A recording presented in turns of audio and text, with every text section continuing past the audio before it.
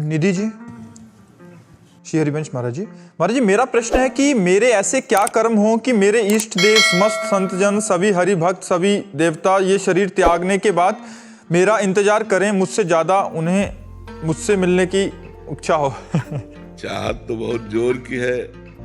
खूब तपस्या और भजन, ब्रह्मचर्य रूपी तपस्या और नाम जप रूपी भजन, 2 साधन पकड़ लो, सबसे ऊपर निकल जाओगे। आजीवन ब्रह्मचारी और निरंतर भजन, तब ये बात होती कि सब देवता और सब महापुरुष उसका इंतजार करते हैं। कबीरदास जी कह रहे, चदरिया झीनी रे झीनी, जैसी की तैसी रख दीली, चदरिया झीली रे झीली।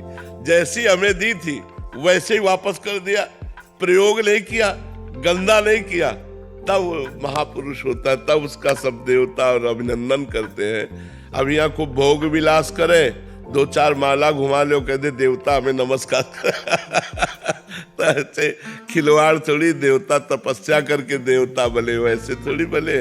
वो नमस्कार, सब कोई देवताओं का पूजन करता है, देवता भक्त का पूजन करते हैं, उस भक्त का जो भगवान में तन्मय हो चुका है, जो समस्त भोग विलासों का त्याग कर चुका है, जो किसी भी इच्छा का अनुमोदन नहीं करता, भगवत इच्छा का अनुमोदन करता है, अपनी इच्छाओं का त्यागी, कामनाओं का त्यागी, भोगों का त्यागी, ममता केवल एकमात्र प्रभु में, समता सब संसार में, वो भगवान का प्रेमी महात्मा होता है। माधव शर्मा जी, वृंदावन। श्री हरिवंश गुरुदेव। श्री हरिवंश महाराज जी।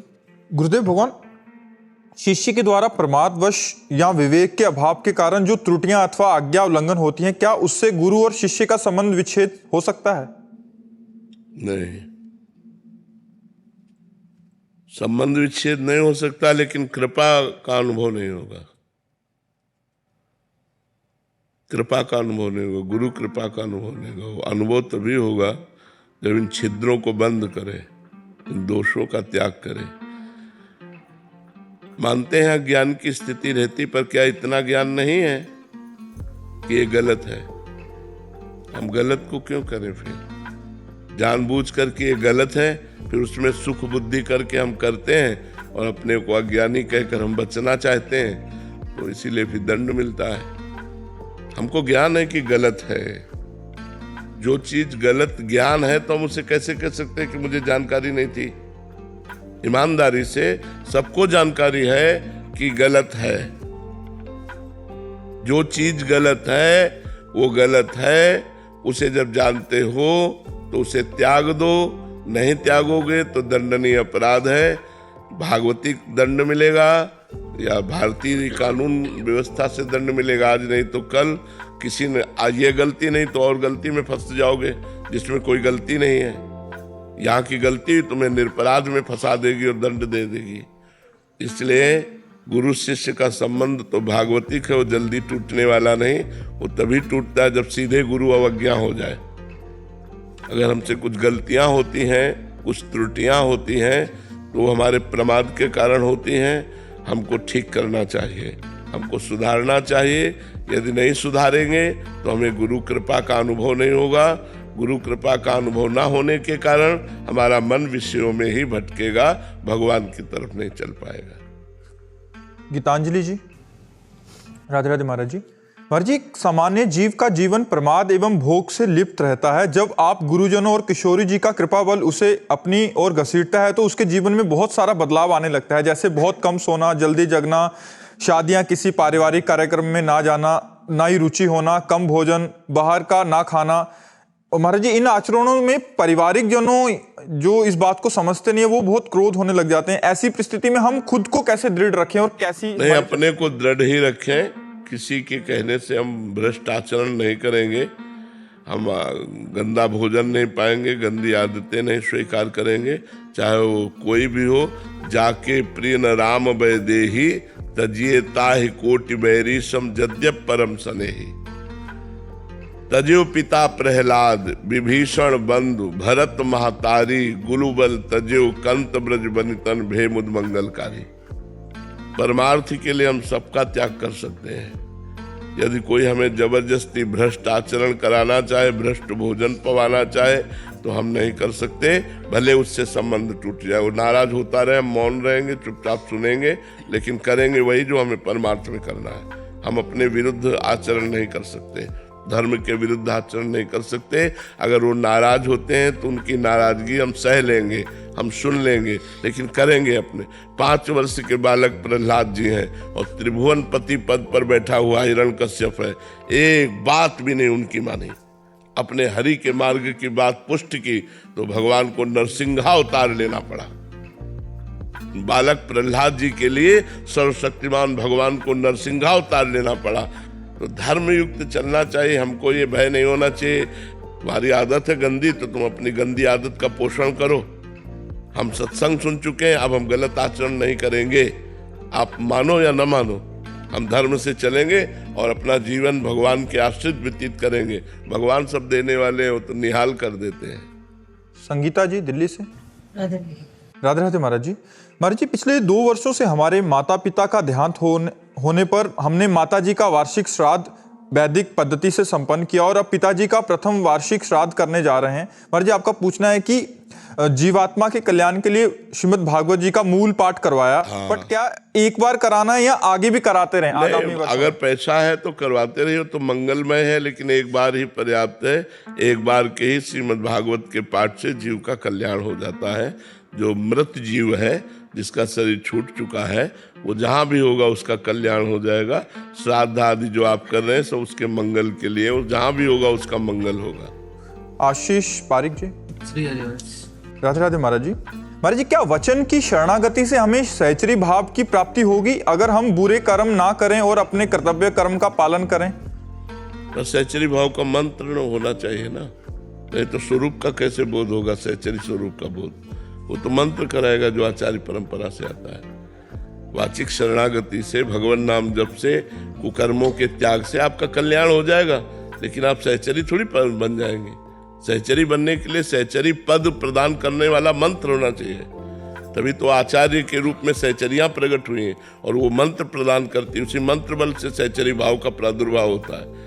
कल्याण हो जाएगा, ऐसे सहचरी थोड़ी बन जाओगे। सहचरी बनने के लिए, सहचरी पद प्राप्त करने के लिए जो आचार्य ने मंत्र दिया है, गुरु परंपरा से आता है, वो जब तक नहीं मिलेगा, उसका अनुष्ठान नहीं होगा, तब तक सहचरी भाव की भावना नहीं बनेगी। पुरुष भावना, स्त्री भावना ये मिट जाए, वनिता पुरुष भाव मिट जाए, सेवै ललितादिक के भाई। स्त्री और पुरुष का भाव मिट करके सहचरी भाव, चिदानंदमय भाव, वो आता है मंत्र से। जब गुरु की शरण में होकर रसिकों के संग में उनकी जूठन खाए, उनकी चरण रज सेवन करे, उनका संग करे और खूब मंत्र जप करे, वृंदावन धाम की कृपा मनावे, तब सहचरी भाव। प्रथम भाव तन अपवपुजु करत अलंकृत, वो भाव बदल गया, भाव में डूबा हुआ देख रहा है अपने को नित्य किशोरी के रूप में, नित्य सहचरी और प्रियाजू के समीप वो है। अब अपने शरीर का भाव भूल गया, पांचों भूले देह सुधि, देह में मैं पुरुष हूं, मैं स्त्री हूं, ये भाव भूल गया और सहचरी भाव में मगन है। ये मंत्र की महिमा होगी, आचार्य की कृपा की महिमा होगी। महामंडलेश्वर श्री यमुनापुरी जी महाराज। और जी महाराज जी का प्रश्न है, आप कह रहे हैं कि होए भजन ना तामस देहा। महाराज जी, मेरे जैसे जीव ना भजन ही किया, यज्ञ तप कुछ भी नहीं और किसी में रुचि भी नहीं है, तो ऐसे में कल्याण का क्या साधन है महाराज जी? जो साधन है वही साध्य बना ले, जो साध्य है उसी को साधन बना ले। भगवद आश्रय, अगर हमारा भगवद आश्रय पुष्ट हो जाए, भक्ति मार्ग भगवद आश्रय पुष्ट हो जाए, तो हम जिसके आश्रित रहते हैं हमारा स्वाभाविक चिंतन होता है। जैसे हम शरीर के आश्रित हैं इस समय, तो हमारा इंद्रिय विलास, मनोविलास, बुद्धि विलास यही चलता रहता है। जागतिक सर्व में वो समिट नहीं पाता है। अगर समिट के अपने देह भाव को त्याग सके तो उसे कुछ करने की फिर और जरूरत नहीं है। वो परमात्मा स्वरूप है। जो अपने स्वरूप को जान जाता है वो ब्रह्म स्वरूप हो जाता है, क्योंकि ब्रह्म स्वरूप ही है। कुछ करने की जरूरत नहीं है, बस जो किया है उसे त्यागने की जरूरत है। अपने से त्याग आ गया है, वो उपरामता आ गई है, कुछ करने की इच्छा ही नहीं होती। हाँ तो बस ठीक है। अब बस ये कुछ करने की इच्छा नहीं होनी चाहिए, कुछ भी, न सत न असत, न सत न असत, कुछ भी करने, क्योंकि हमारा जो स्वरूप है वो निष्क्रिय है। जब हम अपने स्वरूप में स्थित हो जाते हैं तो फिर होता है, जो हो रहा है वो गुणानुगुण वर्तन्ते मनुष्या पार्थ सर्वसा, स्वयं करता और भोक्ता भाव रहित हो जाने पर वो आत्मस्वरूप में स्थित महापुरुष मुक्तावस्था को प्राप्त हो जाता है। पर स्थिति यह है कि कुछ भी करने की इच्छा नहीं होनी चाहिए। जैसे एकांत में रखा हुआ दीपक, जो वायु प्रवाह रहित स्थान है, उस एकांत में रखा हुआ दीपक की लौ स्पंदन रहित रहती है। ऐसे अंतःकरण की स्थिति होनी चाहिए। बुद्धि, मन, चित्त, अहंकार, चारों स्पंदन रहित। अहंकार में कोई कर्ता, सर्वारंभ परित्यागी, किसी भी कार्य का संकल्प नहीं मन में, अहंकार की कोई स्फुरणा नहीं, बुद्धि का एकमात्र आत्मनिश्चय, चित्त का चिंतन रहित हो जाना, चित्त का चिंतन रहित हो जाना, ये अपने स्वरूप में स्थित महापुरुष के लक्षण है। क्योंकि स्वरूप को कोई सुधारना नहीं, सुधारना अंतःकरण को है। अंतःकरण अपने धर्म से ऊपर उठ जाए, अर्थात परमात्मा स्वरूप में स्थित हो गया, स्पंदन रहित, जैसे एकांत में दीपक की लौ अविरल,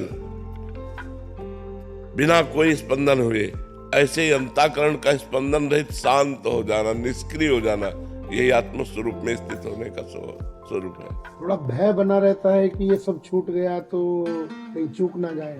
नहीं, अब भय नहीं रहना चाहिए, क्योंकि इन सब का फल है स्वरूप बोध होना। स्वरूप बोध होना इन सब का फल है। अगर भय है तो अभी सबका बंद ये बात ध्यान रखना है। हाँ, अभी बिल्कुल ये जरूर है कि जैसे हमारा स्वप्न टूट गया है, पर हम जगकर उस स्वप्न के आभास में खोए रहते हैं। सुखद या दुखद जैसा होता है वैसा हमें अनुभव होता है। यद्यपि हम जग चुके हैं, पर स्वप्न का आभास होता है। ऐसे ही जब अंतराय होगा, वैसे ही उस स्वप्न का आभास खत्म होता चला जाएगा। ऐसे ही यद्यपि हमें आत्मस्वरूप का पर अंतराय, माया का जितना समय होता चला जाएगा, उतनी गाढ़ अवस्था स्वरूप की प्राप्त होती चली जाएगी और हम निर्भय होते चले जाएंगे। किसमें क्रिया करना है? जब स्वरूप को कुछ चाहिए नहीं, वो मुक्त है ही, उसे मोक्ष चाहिए ही नहीं, और उसे आज तक कोई बांध पाया नहीं, हम स्वयं बंध गए हैं, तो हम सब छोड़ रहे हैं।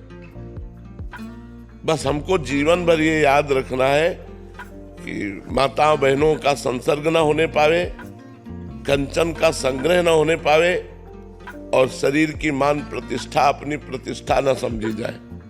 अगर इन तीन बातों से हम सावधान रहे तो हमारा जो स्वरूप बोध है वो प्रकाशित हो जाएगा। भजन हो या ना हो, माताओं बहनों से संसर्ग न रखे। जो कंचन संग्रह करेगा उसका चिंतन फंस जाएगा। जो मान प्रतिष्ठा में सुख लेगा उसका देहाभिमान पुष्ट हो जाएगा, तो आत्मबोध की तरफ से वो फिसल जाएगा। आत्मज्ञान होना और आत्मबोध होना दोनों में बहुत बड़ा अंतर है। एक हलवा की प्रक्रिया बनाना सीख लेना और एक बना के खा लेना। आत्मबोध है बना के खा लेना, और प्रवचन करना अलग चीज है और स्वरूप बोध होना अलग चीज है। तो जब हम स्वरूप की तरफ चल रहे तो हमें ये तीन चीजें जीवन भर दूर रखनी है। कंचन, कामिनी और कीर्ति। मान प्रतिष्ठा से शरीर को बचाना है कि कहीं पुनः देहाभिमान न जागृत हो जाए, और शरीर का संयोग, किसी इंद्रियों का संयोग, चूंकि हम विरक्त मार्ग के प्रतीक हैं, भोगों से ना हो जाए, असत भोगों से ना हो जाए, और कहीं हमारा चिंतन अर्थ न घसीटने लगे। अर्थ अनर्थ का कारण है। और जैसे सांप चूहे के बनाए हुए बिलों में घुसकर अपना समय व्यतीत किया, फिर चल दिया, ऐसी स्थिति रहे कहीं भी किसी मठ मंदिर में अपना गुजारा किया, रात्रि गुजारी, 2-4 दिन गुजारे, फिर चल दिया, फिर कहीं, ऐसा जीवन हो तो वो परमहंस स्थिति को प्राप्त हो जाएगा जी। रविंद्र मणि त्रिपाठी जी। राधे राधे महाराज। राधे राधे महाराज जी। महाराज जी, अनुशासन में रहना, समय पर जप ध्यान करना, इस हेतु कुछ उपाय है क्या? गृहस्थी में तो बहुत कठिनता है। गृहस्थी में तो परिवार है।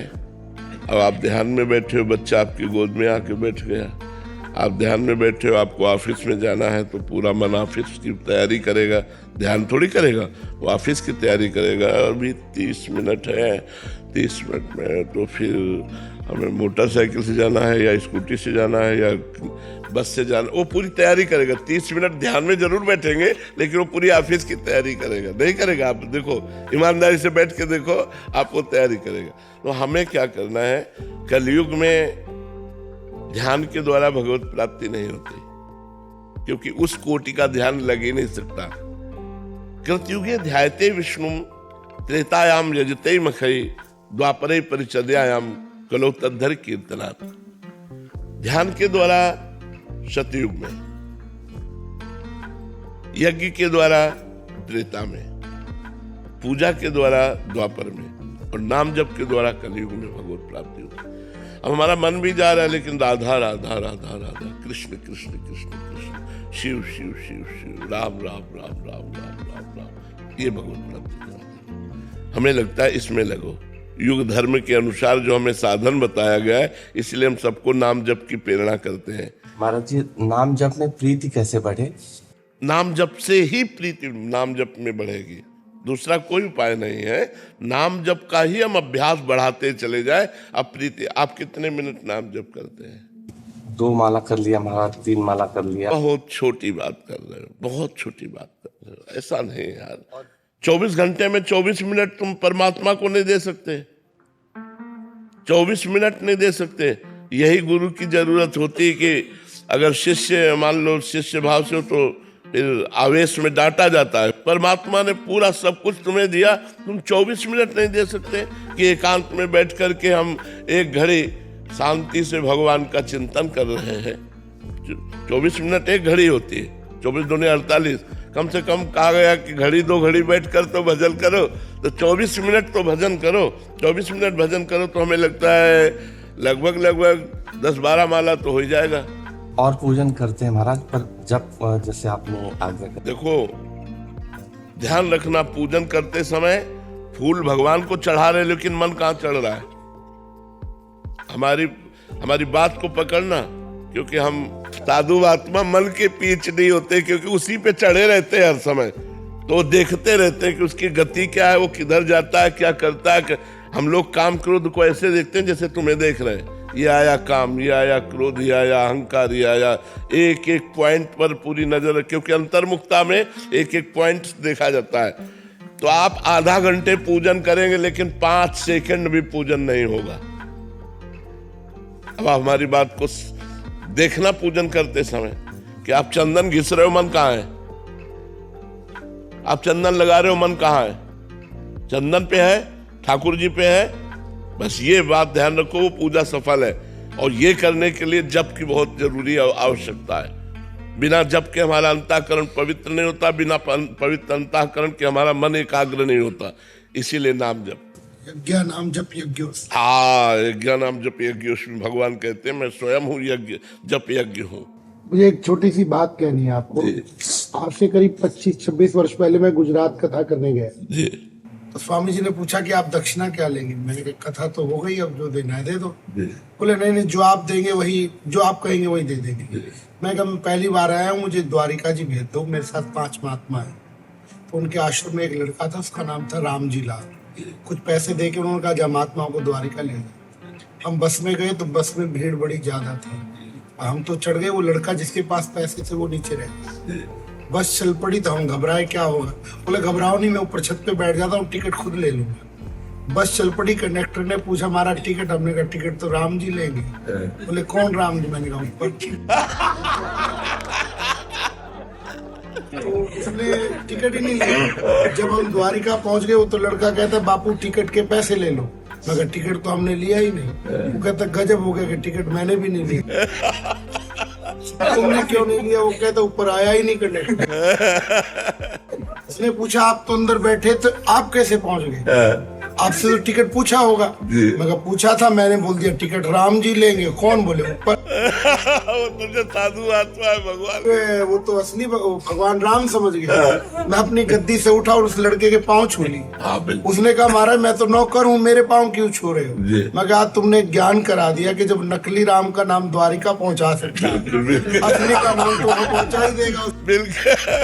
बिल्कुल बिल्कुल, बहुत सुंदर, बहुत सुंदर घटित घटना है, इसलिए यज्ञ नाम जब हम हजारों महात्मा अखाड़े से मिलकर के जो नहीं कर पाए पिछले 10 साल में, आपने वो पूरे भारत में करके दिखा दिया। सब लोगों को आपने नाम दिया। हम जो नहीं कर पाए वो आपने अकेले, हम तो हजारों के हिसाब से फिर भी नहीं कर पाए अखाड़े में, पर आपने अकेले इतनी बढ़िया लक जगा दी, उसके लिए आप धन्य है हमारा।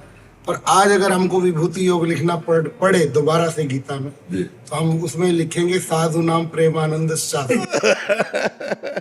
ये आप संतों की चरण रज का प्रताप है महाराज। आपने कमाल करके दिखा दिया, जो हम में से कोई नहीं कर पाया वो आपने अकेले। नहीं महाराज जी, आप सब संतों का आशीर्वाद, आप संतों का दुलार ही, आप संतों की चरण रज ही वो काम कर रहे, अपने तो किसी योग्य नहीं है। वर्षों के बाद हमने जन जन में ये भावना देखी, बहुत वर्षों के बाद। कमाल कर दिया महाराज, आप धन्य। दीपिका जी,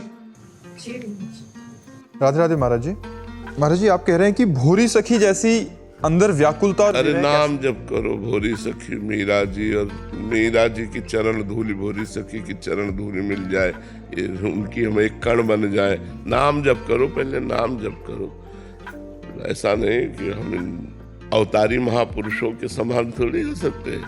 सब कोई मीरा जी हो जाएगा क्या? सब कोई भोरी सखी बन जाएगा क्या? नाम जप करो, श्री जी के गुण गाओ, उनके चरित्रों को सुनो। किसका प्रश्न है? उनके चरित्रों को सुनो, नाम जप करो, श्री जी के आश्रित रहो और प्रार्थना करो कि मैं तृण से भी नीच भाव ले आऊं, कि मैं किसी योग्य नहीं हूं, और निरंतर नाम जप चलता रहे। हे लाडली बिसरी हो ना बिसारी हो, यही दान मोहि देव, श्री हरिवंश के लाडले मोहि अपने कर लियो। हम भोरी सखी कैसे बन सकते हैं? एक मुट्ठी चना चबा करके, एक मुट्ठी चना, वो भी कहाँ से?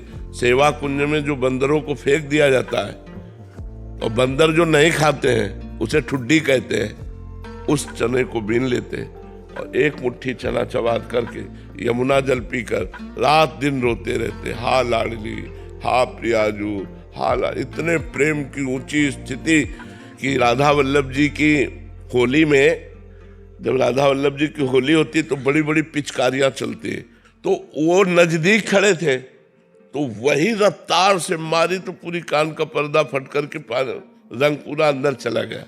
भोरी सखी के, भोरी सखी भोलानाथ जी नाम था। वो पुरुष शरीर में थे, लेकिन भावदेह में प्रियाजू की सखी स्वरूप में रहते थे। अब उनको भजन के सिवा कि किसी से कहें कि हमारा कान का पर्दा फट गया, उसमें पानी चला गया, अब वो पानी रंग वाला, वो सड़ने लगा, उसमें कीड़े पड़ गए।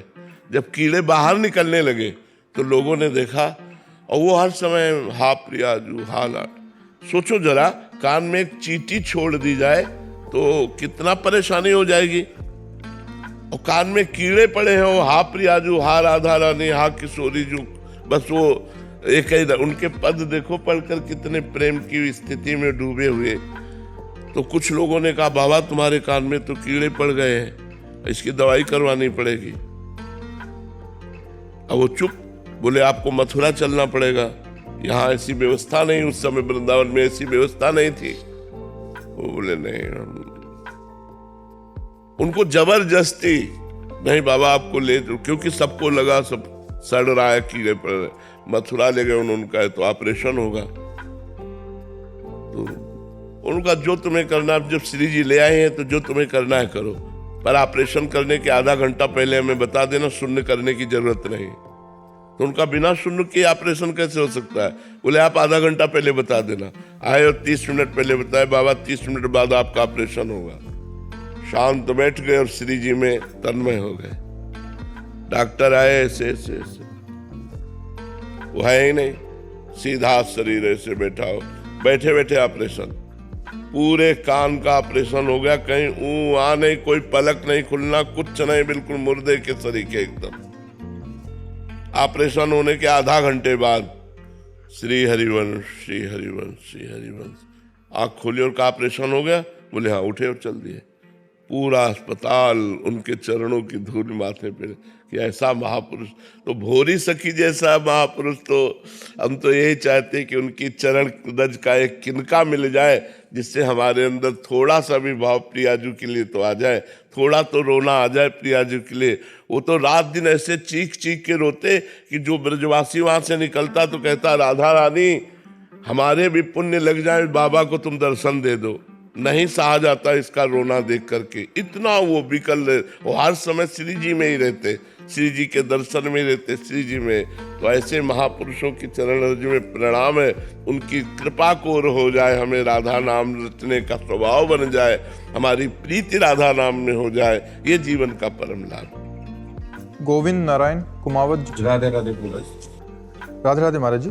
महाराज जी, आपने गीता जी का एक श्लोक लिखा है, उसमें कह रहे हैं कि मर्म को ना जानकर किए हुए अभ्यास से ज्ञान श्रेष्ठ है, ज्ञान से मुझ परमेश्वर के स्वरूप का ध्यान श्रेष्ठ है, और ध्यान से सब कर्मों के फल का त्याग, केवल भगवत कर्म करने वाले पुरुष का भगवान के प्रेम और श्रद्धा तथा भगवान का चिंतन भी बना रहता है, इसलिए ध्यान से कर्म फल का त्याग श्रेष्ठ है। श्रेष्ठ है क्योंकि त्याग से तत्काल ही परम शांति होती है। महाराज जी, आप कह रहे हैं कि इसमें कर्म फल का त्याग का क्या तात्पर्य है? देखो, सबसे पहली बात ये समझना है कि जैसे आप कर्म कर रहे हैं और आपको कुछ ज्ञान ही नहीं है कि क्या कर्म है, क्या कर्म है, क्या धर्म है, क्या अधर्म है, उससे ध्यान पूर्वक, ज्ञान पूर्वक हमें पता है कि कौन सा कर्म करना चाहिए, कौन सा नहीं करना, वो कर्म श्रेष्ठ है। उस कर्म को ध्यान पूर्वक करना, ये भगवान के ध्यान की बात नहीं कर रहे, कर्म विषय प्रसंग चल रहा है। उस कर्म को ध्यान पूर्वक करना, उसका ज्ञान रखना, तो ज्ञान रखने से ध्यान पूर्वक करना श्रेष्ठ है। और ध्यान पूर्वक करने से श्रेष्ठ है क्योंकि कर्म तो कर रहे हैं और फल की प्रबल आकांक्षा है, और ध्यान पूर्वक कर्म कर रहे हैं, एकाग्रता पूर्वक कर्म कर रहे हैं, और फल की प्रबल आकांक्षा है और फल ना मिला तो आप अशांत हो जाएंगे, आप निराश हो जाएंगे। और सच्चा कर्म का फल है सुख दुखे समय कृत्वा लाभा लाभो जया जयो, सुख दुख में, लाभ हानि में, जय पराजय में समान भाव रहना। इसलिए भगवान कह रहे हैं कर्म फल का त्यागी सर्वश्रेष्ठ है, क्योंकि वो भगवान के भरोसे हो जाता है। कर्म तो मैं कर रहा हूं लेकिन फल भगवान के हाथ में है, और जैसा भगवान करेंगे वैसा मंगल भवन है, हमारा मंगल ही होगा। वो फल पर आसक्त ना होकर भगवान के विधान पर आसक्त होता है, भगवान की कृपा पर आसक्त होता है। इसलिए अनजाने में बिना किसी ज्ञान के किए हुए कर्म से ज्ञान पूर्वक किया हुआ कर्म श्रेष्ठ है, ज्ञान पूर्वक कर्म करने से ध्यान पूर्वक कर्म श्रेष्ठ है, ध्यान पूर्वक कर्म से भी सर्व कर्म फल त्यागी श्रेष्ठ है, क्योंकि उसकी भगवान में स्थिति रहती है कि जैसा भगवान चाहे। किसका प्रश्न था? जैसा भगवान चाहे वैसा। समझ में आपको आ रहा है? सुधांशु शुक्ला जी, मध्य प्रदेश। राधे महाराज जी। राधे राधे महाराज जी। महाराज जी, क्या प्रतिभा जन्म से ही ईश्वर का दिया वरदान होता है या ये जीवन की आध्यात्मिक यात्रा के क्रम में पूर्व का भजन, पूर्व जन्म का भजन काम करता है। जैसे पूर्व जन्म का भजन, हम जब 13 वर्ष 14 वर्ष के थे ना, तो जिस गांव में रुके हुए, गांव के बाहर 2 किलोमीटर दूर मंदिर था, तो 90 वर्ष के बूढ़े ब्राह्मण साष्टांग दंडवत करते थे। जब लंगोटी लगाए और ब्रह्मचारी ऐसे बने और गायत्री अनुष्ठान शुरू था, तो 90 वर्ष के बूढ़े बूढ़े ब्राह्मण साष्टांग दंडवत करते थे। तो हम कहे, अरे बाबा आप पक्के दंडवत करते हो। तो ये इस जन्म का नहीं था, ये पूर्व जन्म का था। पूर्व जन्म में कुछ भजन बाकी रह गया था, तो जन्म हुआ और जहाँ 13 वर्ष की अवस्था हुई तो परमार्थ में लगा दिए गए। ये पूर्व का है। तो जो एक प्रतिभाशाली कोई व्यक्ति संसार में भी दिखाई देता है, अब इसी का आचरण बिगाड़ लेना या बना लेना। अब जैसे पद का सदुपयोग न करते हुए दुरुपयोग कर देना, अब बिगाड़ लिया। अब बुरी गति को प्राप्त होंगे, और संभाल लिया तो और उत्तम गति को प्राप्त होंगे। यही लोग थोड़ी है, ऊपर के भी लोग हैं, स्वर्ग लोक, महार लोक, जन लोक, तप लोक, सत्य लोक, नीचे पाताल, रसातल, तलातल, वितल, सुतल, महातल, ये सब नीचे, तो और भी तो लोक, लोकांतर, ब्रह्म ब्रह्मांड है भगवान के। तो अगर हमारी उन्नति होती चली गई तो और ऊपर के लोकों में चले जाएंगे। तो ये तप काम करता है, इसमें भजन काम करता है, इसमें पुण्य काम करता है। इसमें अगर तपस्या नहीं है तो नहीं, प्रतिभा इसी जन्म में थोड़ी हो जाती है। पूर्व जन्म का तप हुआ, कोई पुण्य बना, इस जन्म में आकर ऐसे हुए कि भारत प्रिय बन गए, लोकप्रिय बन गए। तो पूर्व जन्म का तप, इस जन्म का तप तो अभी काम नहीं करेगा, वो आगे काम। महाराज जी, इस जन्म के तप अगर किया आगे महाराज जी, फिर इसी जन्म में अगर पाप पुण्य किया हमने, तो इसी जन्म में उसका जो रिजल्ट क्यों नहीं मिलता? आज कत्ल किए तो आज फांसी में क्यों नहीं चढ़ा देते? कानून है ना, न्यायालय में चलेगा। कहो 10 साल मुकदमा चलता है कि नहीं चलता? कहो 20 साल मुकदमा चलता रहे, फिर बाद में न्याय हुआ कि इसे फांसी में चढ़ा दो, या 20 साल बाद है? हम आपको बता रहे, छोटी सरकार है ये छोटी सरकार है, तो न्याय देने में 10-10, 20-20 साल लगा देती है। तो बड़ी सरकार में अनंत ब्रह्मांडों का हिसाब किताब है, तो उसमें जन्म का हिसाब होता है पूरा। उसमें एक कर्म का नहीं होता, ये एक कर्म का हिसाब करते हैं। हमारे हजारों कर्म ऐसे हैं जिनमें दंड मिलना चाहिए नहीं मिला, गुप्त है। हजारों कर्म ऐसे हैं, ये एक कर्म का खुलासा हो गया तो उसका दंड मिला। लेकिन हमारी सरकार में, जो बड़ी सरकार है ना, उसमें छींकने तक का हिसाब है। आपने कहाँ छींका, आपने अंगुली उठाई तो क्यों उठाई, इस तक का हिसाब है। एक एक सेकेंड का हिसाब होगा। तो थोड़ा बड़ा न्यायाधीश है, बड़ी अदालत है, पर उसमें जब न्याय होता है तो बिल्कुल 2 टूक का न्याय होता है। उसमें न वकालत की जरूरत है और न किसी घूस की जरूरत है। वो न्याय ऐसा होता है कि अब जैसे बचपन से हम बाबा जी हैं,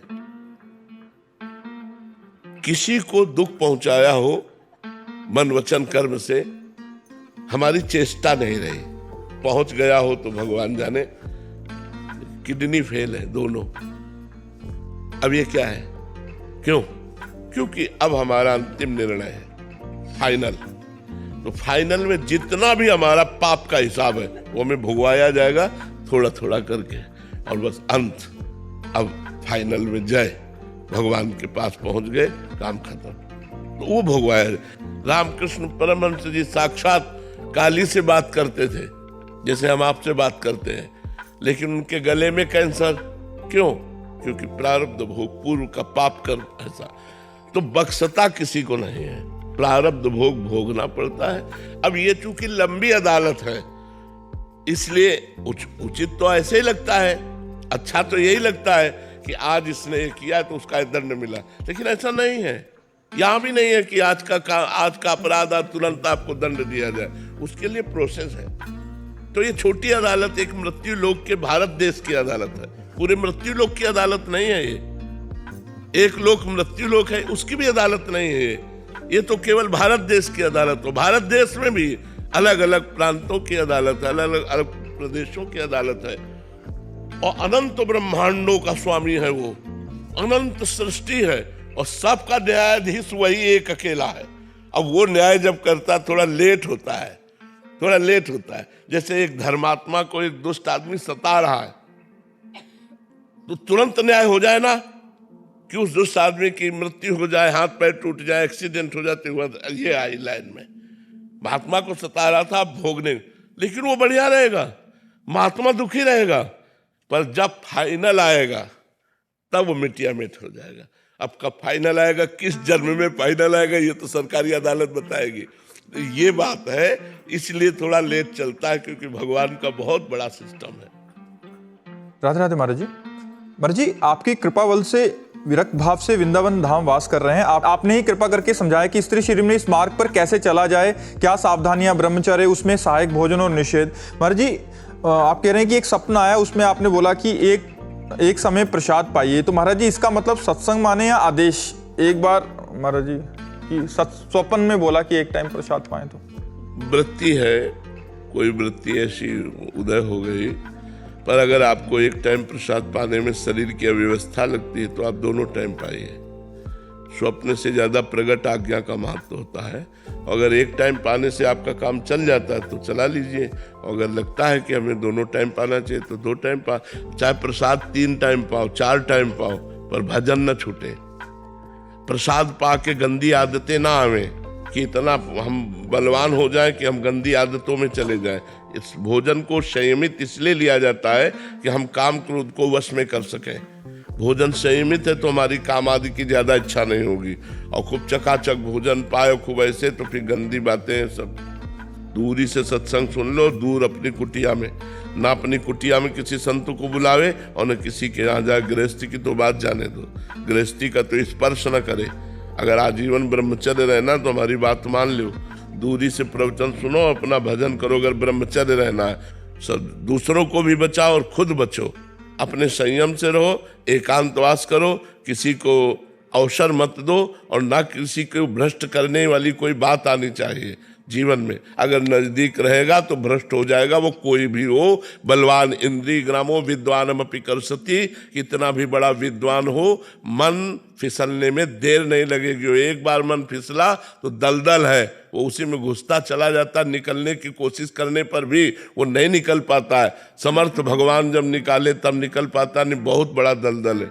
इसलिए मन कहता है कि कोई तो होना चाहिए मेरा, नहीं, हम लोगों का नहीं कोई है। हम लोगों का सिर्फ भगवान है, उसी से बातचीत करो।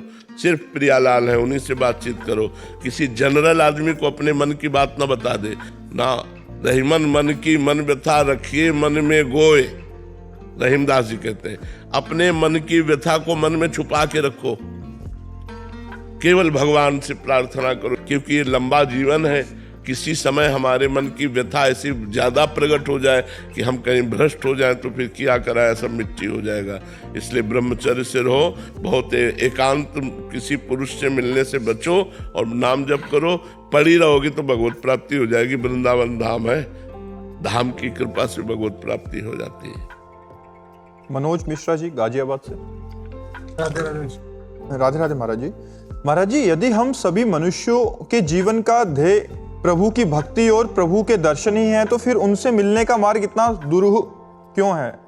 भगवान अपने द्वारा रचित माया से स्वयं उनसे मिलने को कठिन क्यों बनाते हैं? हमें एक आर्मी की तैयारी करनी होती है तो उसको कितना मेहनत करना होता है। किसी भी पद में जाने के लिए उसकी ऊंचाई रखी गई है। नहीं, सबसे बड़ा परम पद है भगवान का। लोग प्रधानमंत्री पद, अब सब कोई तो प्रधानमंत्री नहीं बन सकता है, ऐसे सब कोई भगवत प्राप्ति नहीं कर सकता है पक्का।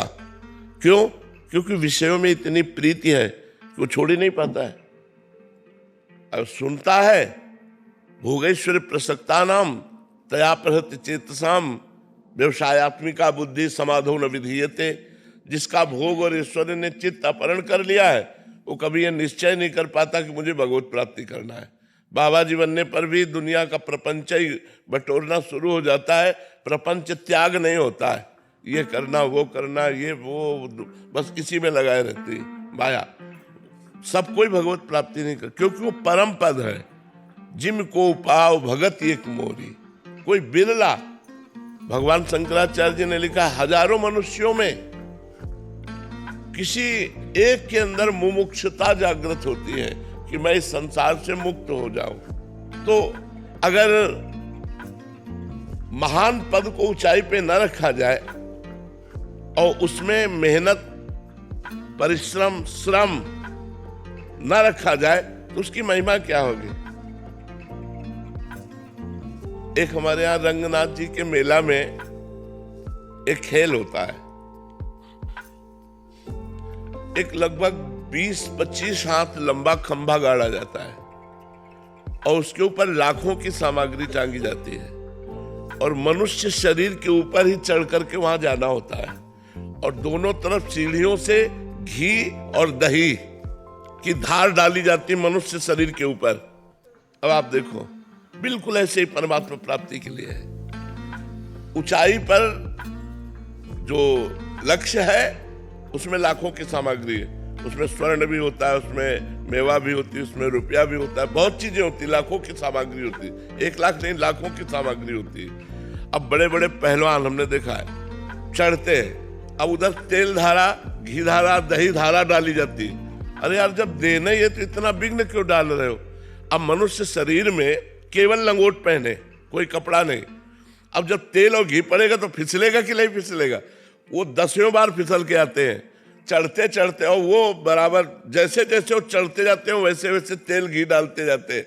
अब जब उनमें से 10 बार 11 बार गिरे और जब चढ़ के जाते हैं तो पूरी समाज तालियां बजाती है और वो उठा करके अपना लक्ष्य चूमते। आया आनंद कि नहीं आया आनंद? अगर ऐसे ही किसी को दे दे तो क्या आनंद आया? वो आनंद आया जब इतना श्रम किया, तब उस लक्ष्य को समझ पाए कि हाँ भाई ऐसे। तो भगवत प्राप्ति में बिल्कुल यही क्रिया है। एक माया का बरसात कर देते हैं भगवान। चढ़ो, फिसलना नहीं है, फिसलना नहीं, चढ़ो, इस ऊर्ध्वगामी हो। भगवान ऊर्ध्व है, ऊर्ध्वमूलम मधा शाखा मस्वत्थम प्राहुरभ्यम। तो ऊर्ध्व की तरफ, विषय अधा है, विषय अधा पतन है, वो ऐसे है और भगवान का ऐसे है। और जब ऐसे चढ़ना शुरू करते हैं तो भगवान भोगों की बारिश कर देते हैं, फिसलन की। कंचन में फिसल जा, कामिनी में फिसल जा, इसमें फिसल जा, उसमें। अब फिसलता भी है साधक, फिर तैयार हुआ, फिर चढ़ता है, तो कई कई जन्म लग जाते हैं भगवत प्राप्ति में। जैसे किसी को अभी भगवत प्राप्ति हो गई, जन्म लेते ही 2-4 वर्ष साधना की, तो आज से नहीं लगा, वो कई जन्मों से वो लगा हुआ है, तब वो जाकर भगवत प्राप्ति होती है। तो इसीलिए दुर्लभता में आनंद की सुलभता में। तो भगवान ने माया का घूंघट काट लिया है, सबके बीच में सर्वत्र है, लेकिन माया का आवरण डाल लिया। अब इसीलिए भगवान की तरफ या तो कोई चल ही नहीं पाता, और कोई चलता है तो बड़ी कठिनता रख दी गई। और जो पार कर गया तो जयति जयति जगोच्चर है, सतरति सतरति सा लोकान तारयति। वो स्वयं तर जाता है, स्वयं तर जाता है, और लोक के लोक को पावन कर सकता है। तभी जगत बंदनी वो महात्मा हो जाता है। संगस्त दुर्लभ हो, उसका दर्शन, उसका संग, उसका स्पर्श दुर्लभ बताया गया है, जो भगवत प्राप्त महात्मा है। तो भगवत प्राप्ति इसीलिए ऐसे गोल पे रखी गई इतनी कठिनता पे रखी गई है कि अगर आप पार कर लो तो फिर वो प्राप्त हो जाएगी। कठिनता है। अच्छा, कठिनता क्या है? हमारी कमजोरी। हम इंद्रियों के भोगों में फंस गए, हम स्वयं, बस उनका त्याग करना ही कठिनता है। अगर इंद्रियों के भोगों को त्याग कर दो तो परमात्मा आपके हृदय में है, बिना किसी साधन के स्फुरित होने लगे। हम बहिर्मुख हैं, इंद्रिय भोगों में मस्त हैं, नाना प्रकार की भोग विलासिता माया में उन्मत्त हो रहे हैं, इसलिए वो परमात्मा गुप्त हृदय में बैठा हुआ है। और आज हम भजन बल से इंद्रिय विलासिता को रोक दें तो स्फुरित हो जाए। वो स्फुरित हो रहे हैं, वो हमारे समीप ही, बिल्कुल इतने समीप है कि उनसे समीप कोई है ही नहीं। और सही पूछो तो समीपता भी दर्पण की भांति वर्णन है कि हाँ, दर्पण की भांति वर्णन है कि दर्पण है बीच में तो प्रतिबिंब दिखाई दे रहा, 2 लग रहे, दर्पण खींच दो तो एक ही बचा। ऐसे ही ये जो अंतःकरण रूपी दर्पण है, ये शांत हो जाए तो एक ही बचा, ब्रह्मविद ब्रह्म भवति। ब्रह्मविद ब्रह्म जानत तुम्हें हो जाए। इसीलिए भाई कठिनता पे रखा गया है। अगर सहज हो जाए तो फिर उसका महत्व क्या हो जाए। तो इसलिए भगवान ने माया का आवरण डाल करके बैठे हुए हैं कि आप माया, और देखो सुविधा भी दे दी। भगवान के मार्ग बताने वाले शास्त्र, भगवान के मार्ग बताने वाले संत, और क्षमा भी कर दिया।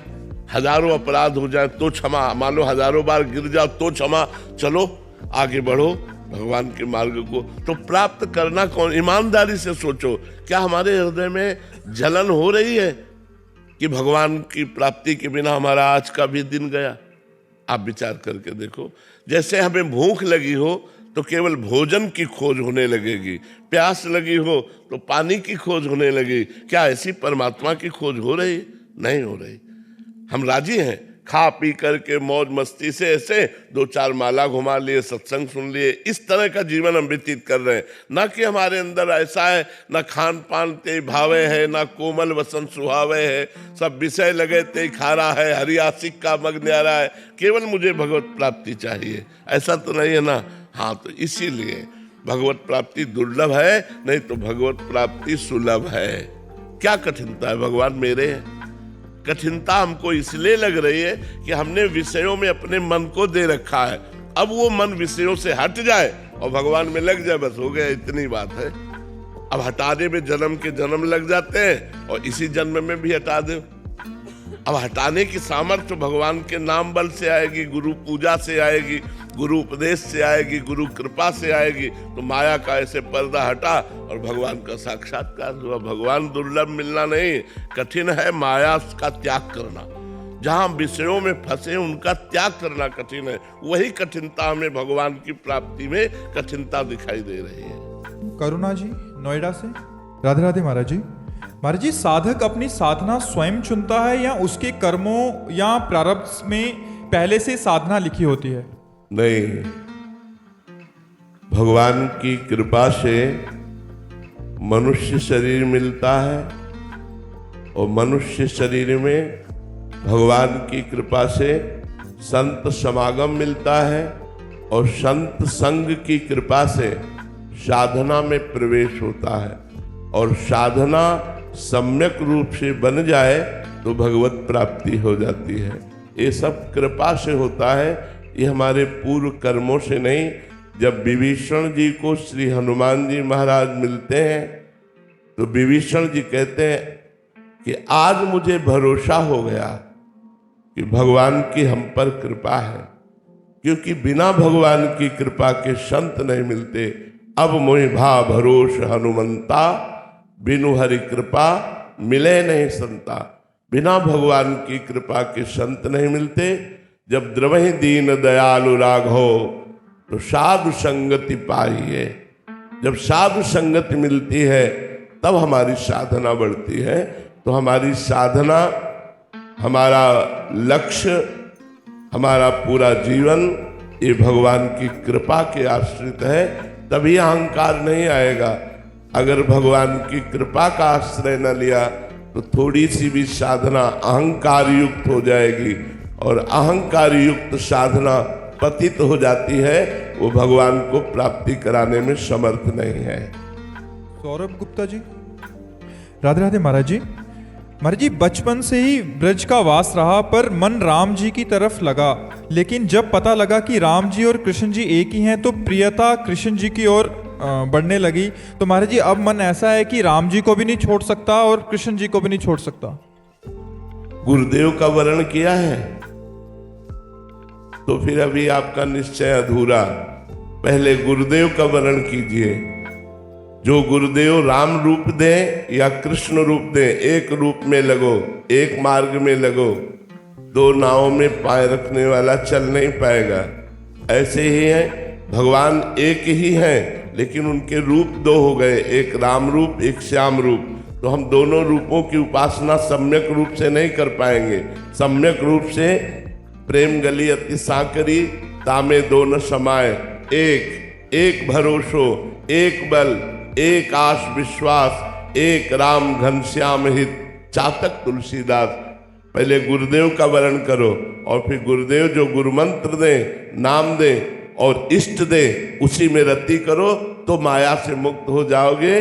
नहीं चाहे शिव बिरंच सम होई, गुरु बिन भव निधि तरह न कोई। इसलिए पहले गुरुदेव भगवान का वर्ण करो, फिर निर्णय निकलेगा कि आप किसके उपासक हैं। कविता गौड़ जी दिल्ली से। राधे राधे महाराज जी। महाराज जी, मन में विचार आता है कि क्या सरल हृदय से प्रभु का जप और स्मरण करने से हमें प्रेमा भक्ति का वरदान मिल जाता है? क्योंकि कर्म कांड व सभी संतों को देखती हूँ तो लगता है कि मतलब उनकी भक्ति के आगे मेरी भक्ति तो एकदम न्यून है। हाँ, इतना जरूर है कि नाम जप करते करते हमारा मोह नष्ट हो जाए। मोह गए बिन राम पद होई न दृढ़ अनुराग। अनुराग माने प्रेम।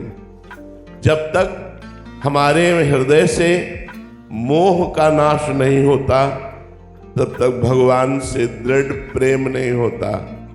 इसलिए भगवान ने स्वयं कहा, जननी जनक बंधु सुत दारा, तनु धनु धाम सुहृद परिवारा, सबकी ममता ताग बटोरी, मम पद मनहि बांधी बरी डोरी। माँ से, पिता से, पति से, पुत्र से, परिवार से, घर से, धन से, सबसे ममता मोह को समेट करके अपने मन को मेरे चरणों में लगा दे, वो मुझे प्राप्त हो जाएगा। मोह गए बिनु राम पद होई न दृढ़ अनुराग। यदि परिवार में मोह है, संसार में किसी से भी मोह है, तो भगवान से प्रेम नहीं होगा। इसीलिए मोह त्याग के लिए विवेक आवश्यक है, और विवेक प्राप्ति के लिए सत्संग आवश्यक है। बिन सत्संग विवेक न होई, और होए विवेक मोह भ्रम भागा। जहाँ विवेक हुआ तो मोह नष्ट हुआ, मोह नष्ट हुआ तो भगवान के चरणों में दृढ़ अनुराग हो गया। ज्यादा साधना की जरूरत नहीं है, समेटने की जरूरत है। अपने मन को समेट कर भगवान में यदि हम लगा पावे तो इसी जन्म में भगवत प्रेम प्राप्त हो जाए। मीनाक्षी जी लंदन से। राधे राधे महाराज जी। महाराज जी, लाडली जू मेरे हैं और मैं लाडली जू की हूँ, क्या इतना मान लेने से श्यामा जू अपनी सेवा में ले लेंगे? मान लेना कोई साधारण बात है? जब हम पति को अपना पति मान लेते हैं तो हमारा सर्वस्व पति को समर्पित हो जाता है। जब हम गुरुदेव को वास्तविक अपना गुरुदेव मान लेते हैं तो हमारा सर्वस्व गुरुदेव को समर्पित हो जाता है। ऐसे ही अगर हमने प्रिया प्रीतम को अपना माना तो हमारा मन, हमारा प्राण, हमारी बुद्धि, हमारा चित्त उन्हीं का हो गया।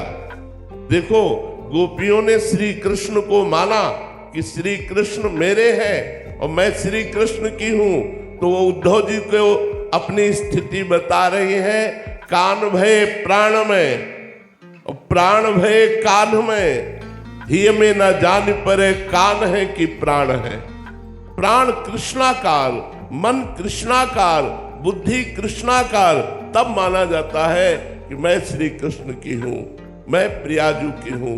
ऐसा नहीं है कि हमने वाणी से बोला मैं प्रिया प्रीतम की हूं और मनमानी आचरण और भजन नहीं और संसार के सारे संबंधों में मन बिखरा पड़ा है, इससे कुछ नहीं होगा, इससे कुछ नहीं होगा। बात समझनी है, जब प्रियाजू की हूं तो प्रियाजू की ही अंदर से होकर हम परिवार की सेवा कर रहे हैं क्योंकि प्रियाजू की सेवा है। हम राष्ट्र की सेवा कर रहे हैं क्योंकि प्रियाजू की सेवा है। हम किसी भी मनुष्य की सेवा कर रहे हैं उसमें प्रियालाल को देखकर सेवा कर। प्रियालाल के सिवा हमारा कोई संबंध नहीं, हमारा कोई ममत्व नहीं, हमें यदि कोई आकांक्षा नहीं, तब माना जाएगा हमारे माई श्यामाजू को राज। तब माना जाएगा मैं प्रभु का प्रभु मेरे, मैं प्रियाजू की प्रियाजू मेरी। जब दूसरा कोई ना हो, देखो मीरा जी कहती मेरे तो गिरधर गोपाल, लेकिन आग्नेय वाली बात बहुत जोर की बोलती है, दूसरो न कोई।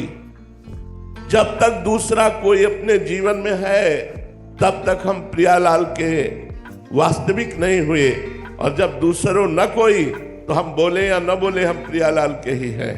हाँ, हम प्रियालाल की शरण में हो, उनसे प्रार्थना करें, वो हमारी कमजोरियों को, हमारी गलतियों को मिटाएंगे, हमें आगे बढ़ाएंगे, और जब उनकी कृपा हम पर है तो हम इसी जन्म में निश्चित प्रियालाल को प्राप्त करेंगे। ये दृढ़ विश्वास रखिए। आकाश जी सोनीपत से। राधे राधे महाराज जी। महाराज जी, बुद्धिमान और विवेकी में क्या अंतर है? बुद्धिमान तो सब कोई है, सबके बुद्धि है, लेकिन विवेकी सत्संगी को कहते हैं। विवेक जो होता है वो सत असत का निर्णय करने वाला होता है। बुद्धि तो बहुत है सबके, बहुत बुद्धिमान है, लेकिन अपने को गंदे आचरणों से रोक पाना, अपने को गंदी बातों से बचाकर भगवान के मार्ग में चलना, सत्य के मार्ग में चलना, धर्म के मार्ग में चलना, ये बहुत कठिन बात है। धर्म के मार्ग में कोई विवेकवान चल पाता है, बुद्धिमान नहीं। बुद्धि प्रकृतिजन्य है, विवेक सत्संग से प्रकट होता है। विवेकवान भगवान को प्राप्त होता है, बुद्धिमान माया को प्राप्त होता है। बुद्धि तो बहुत है, लेकिन विवेक न होने के कारण वो भोगों में फंसा हुआ है, वो असत कार्यों में फंसा हुआ है, असत चिंतन में फंसा हुआ है। इसलिए हमें चाहिए विवेक, और विवेक मिलता है शास्त्र स्वाध्याय करने से और सत्संग करने से। तो विवेकवान महान सत्य मार्ग का पथिक होता है, और बुद्धिमान माया के गुणों में आकर्षित होकर भोगों में फंस जाता है। गिरजा शर्मा जी जयपुर से। राधे राधे महाराज जी। महाराज जी, आप कह रहे हैं कि जब भजन में हम लगते हैं तो मन में आता है कि मेरे घर की, इस बंदे की बीमारी ठीक हो जाए, मेरे बिजनेस नुकसान कम हो जाए, एक बच्चों का एग्जाम ठीक से हो जाए, तो ऐसी भावनाएं आती हैं। तो ये कामना, कोई बात नहीं, कोई बात नहीं, आने दीजिए। हम किससे कहेंगे? जब हम भगवान के हैं और हमारे को भगवान ने पुत्र दिया, पति दिया, परिवार दिया, तो हम किससे कहेंगे कि हमें धन चाहिए? हम किससे कहेंगे कि हमारी समस्याओं का समाधान चाहिए? भगवान सर्वशक्तिमान, सर्व ऐश्वर्यवान, सर्व ज्ञान में, सर्व वैराग्य में, सर्व प्रेममय है। तो हम अपने भगवान से ही मांगे। 4 प्रकार के भक्तों का गीता जी में वर्णन है। अर्थार्थी अर्थात भगवान से धन चाहने वाला, आर्त अर्थात भगवान से संकट निवृत्ति चाहने वाला, जिज्ञासु अर्थात भगवान को जानने वाला, और ज्ञानी अर्थात भगवान को जान गया है, जो भगवान को प्राप्त हो गया है। तो यदि आप अपनी संकट के समय संकट निवृत्ति के लिए भगवान से प्रार्थना करते हैं, या धन प्राप्ति के लिए भगवान से प्रार्थना करते हैं, कोई गलत नहीं है। भगवान ने कहा है वो मेरा भक्त है, अर्थार्थी, मेरे से अर्थ चाहता है, लेकिन वो सिर्फ मेरे से चाहता है, और से नहीं। जैसे हमारे हृदय में ये रहे कि भगवान ही मुझे अर्थ देंगे, तो किसी न किसी विधान से आप देखिएगा अर्थ की व्यवस्था हो जाएगी, भगवान व्यवस्था कर देंगे। बने तो रघुवर ते बने, और बिगड़े तो भरपूर, तुलसी औरन ते बने, ता बनिबे पे धूर। ये निष्ठा होनी चाहिए कि अगर भगवान बनाएंगे तो बनेगा, और भगवान न बनाए तो मुझे किसी दूसरे की आवश्यकता नहीं है। एक गुरुदेव भगवान ने उदाहरण में सुनाया, एक वृद्धा माँ वृंदावन में रहती थी, वो गोपाल जी को बेटा मानती थी। तो पानी घाट की तरफ उन्होंने कुटिया बनाई और वहां रुकी। वृंदावन में कई वर्ष वहां कुटिया में रुकी। गुरुदेव भगवान सुना रहे थे, उनके सामने की घटना है। उन माता जी ने फिर बताया होगा महाराज जी को। माता जी के 1-2 बार हमने भी दर्शन किए, बिल्कुल अंतिम अवस्था के। ये 25-27 वर्ष पहले की बात है। वो जब चलती थी तो टॉफी, दूध, मीठा ऐसे सब पास रखती थी। गोपाल जी ऐसे एक पात्र था जिसमें गोपाल जी को विराजमान रखती, थोड़ी थोड़ी देर में बात करती थी, उनको दुलार करती थी। उन्हें कहते ही थे गोपाल जी की माता। तो वहां जो कुटिया बनाई हुई थी, हम आपको बड़ी सूक्ष्म बात बता रहे हैं। तो एक